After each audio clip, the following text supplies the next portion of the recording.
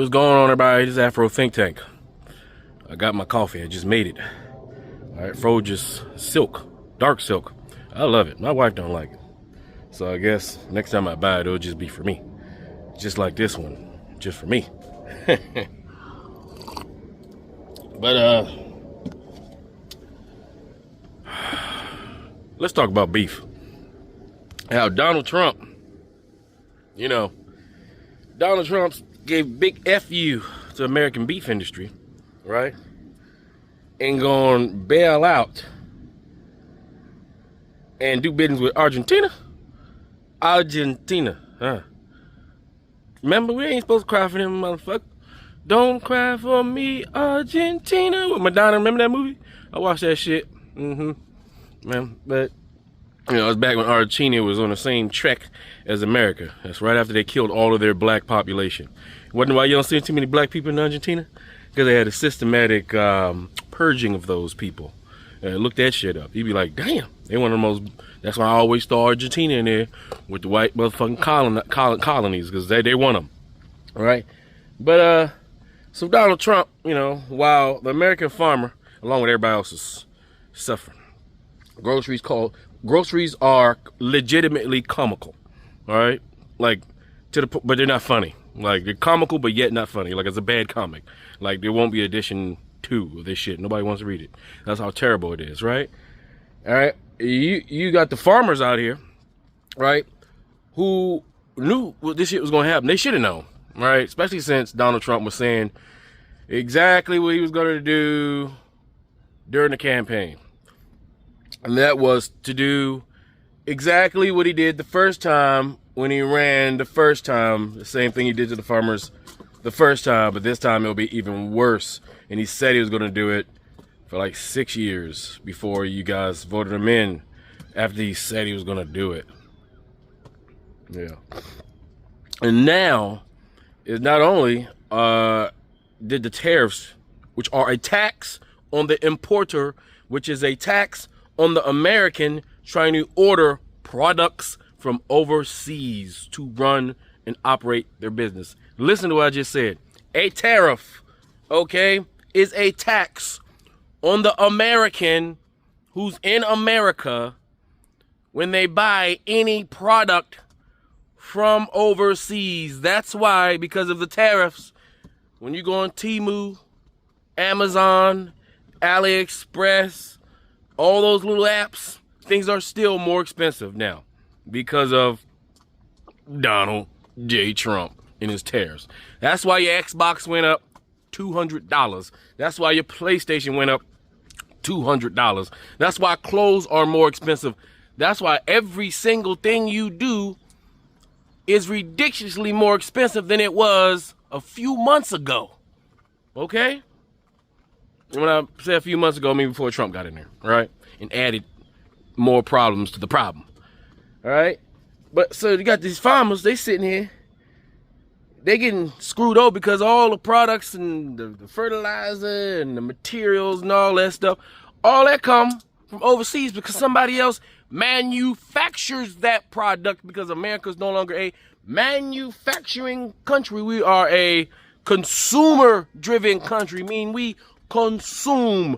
We generate our country based off our consumption, what we purchase and buy. That's how our country is operated. Chinese and Asian countries are operated by how much they can produce. They can produce anything and always, all the time, anytime, because their entire economy is created by production. That is all they have, is the means is to produce. That's why they can always win the battle of production, because they can produce.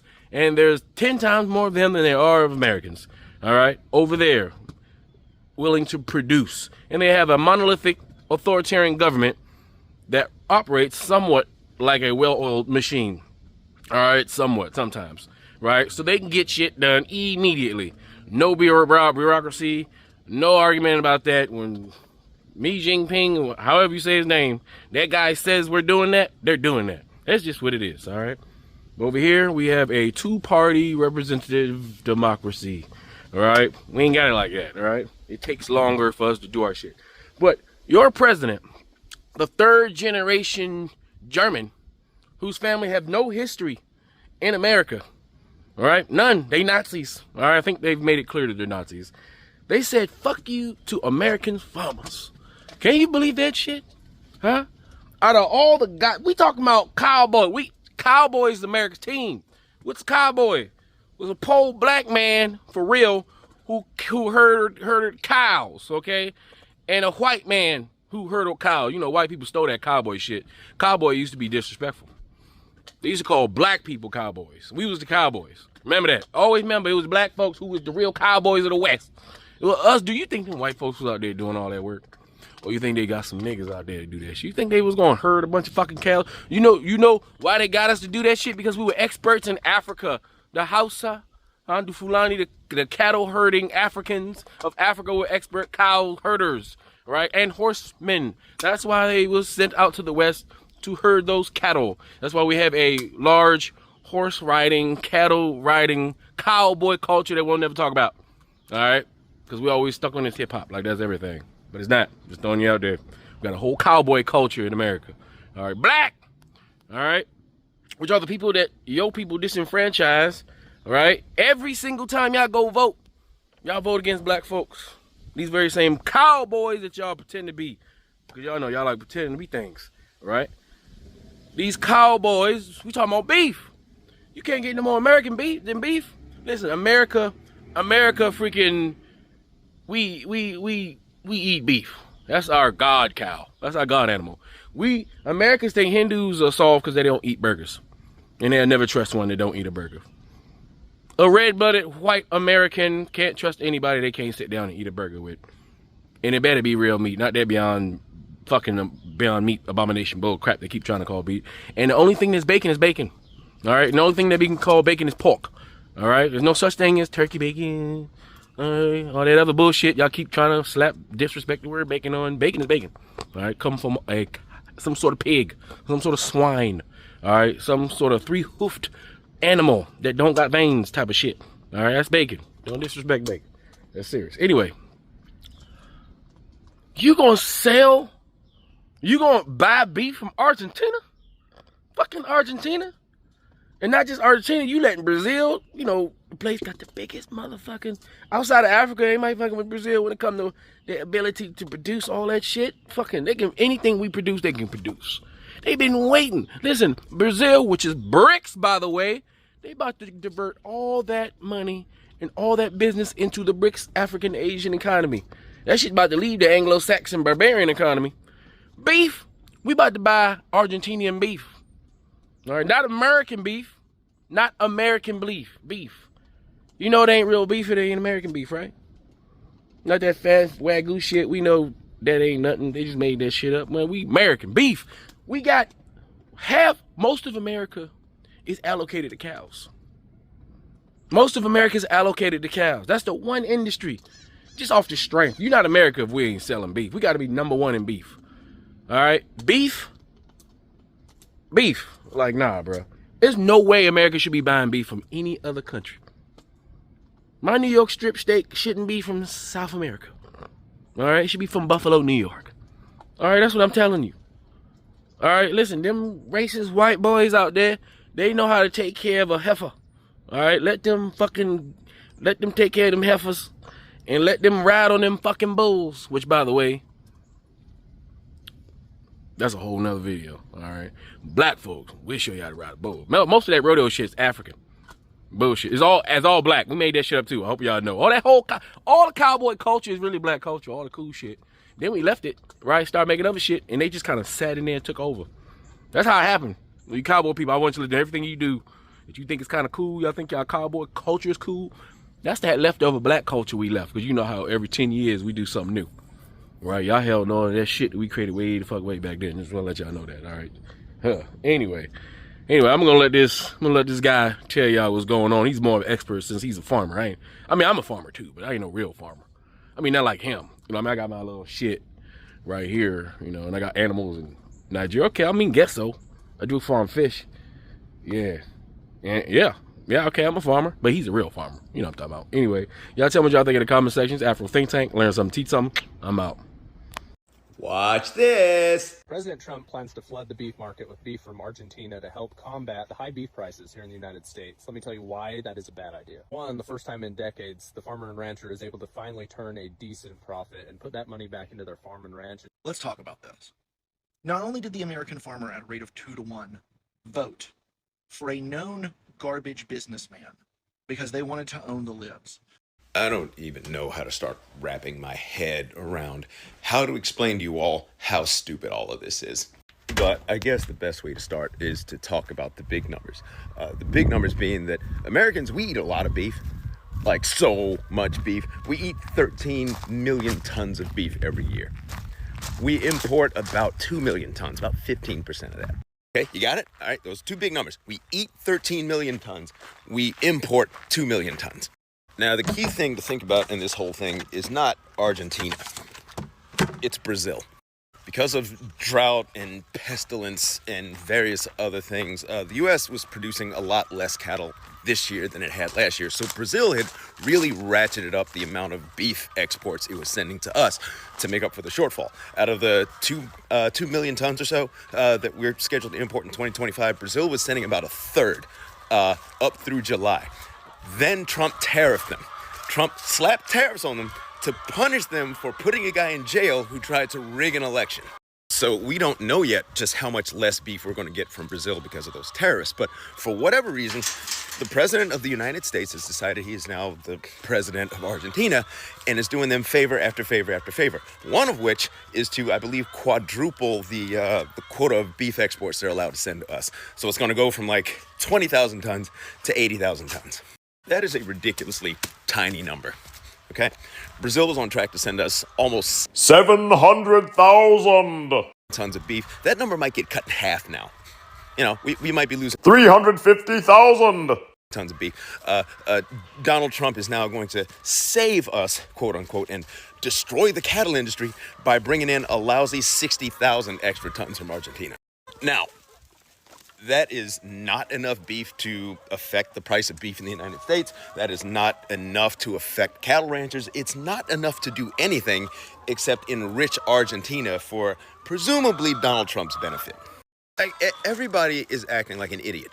And none of this makes any sense except for the parts where the president is almost certainly lining his pockets with foreign money. Because we've ceded the soybean market to the Brazilians. We've ceded a bunch of beef exports to the Brazilians. We've now ceded a bunch of the soybean and beef exports to the Argentinians as well as the beef market. And we're giving them an extra like $20 billion. So like, that's crazy. It's also crazy that Donald Trump is willing to sacrifice so much political capital with such a fervent part of his base. U.S. farmers and ranchers broke for him by like 70%. Him being willing to alienate that part of his base for Argentina, like what are they giving him? It makes you wonder. Trump is telling cattle ranchers they need to reduce their prices, like they have control over the prices, like they're commodities, dude.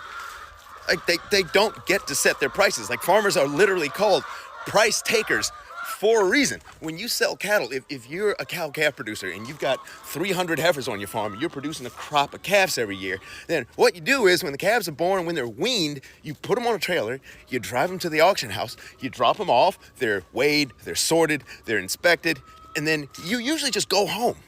You go home and you wait for a check. And attached to that check is going to be a stub that says how much each of your animals sold for. You don't have control over the prices.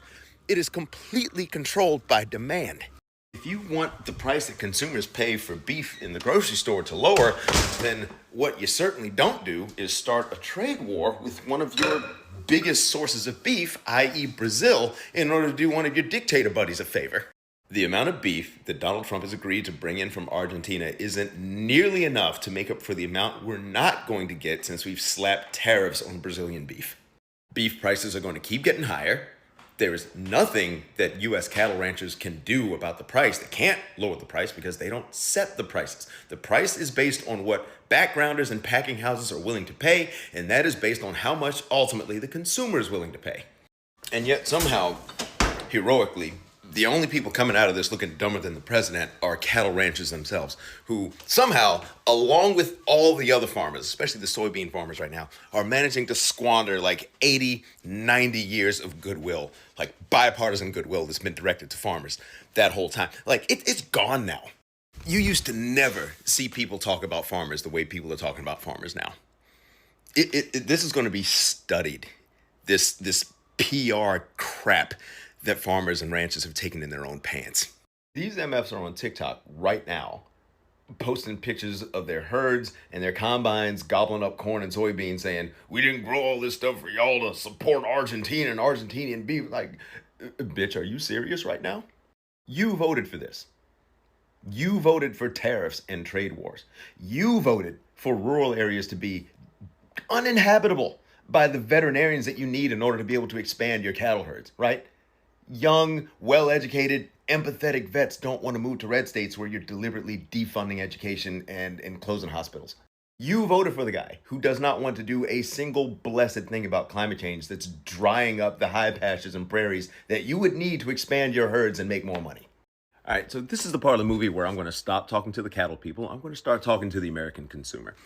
If you want to make these people suffer for what they've done, for what they've brought on you, and for what they've brought on themselves, the only thing that's going to make it happen, the only thing that's going to bring down prices and bring these guys back down to earth, is if you stop eating their beef. That's it. When Donald Trump went on Truth Social and said that the only reason American cattlemen are doing as well as they've been doing for the best they've done in like the last 20 years is because of him and his policies, he's right.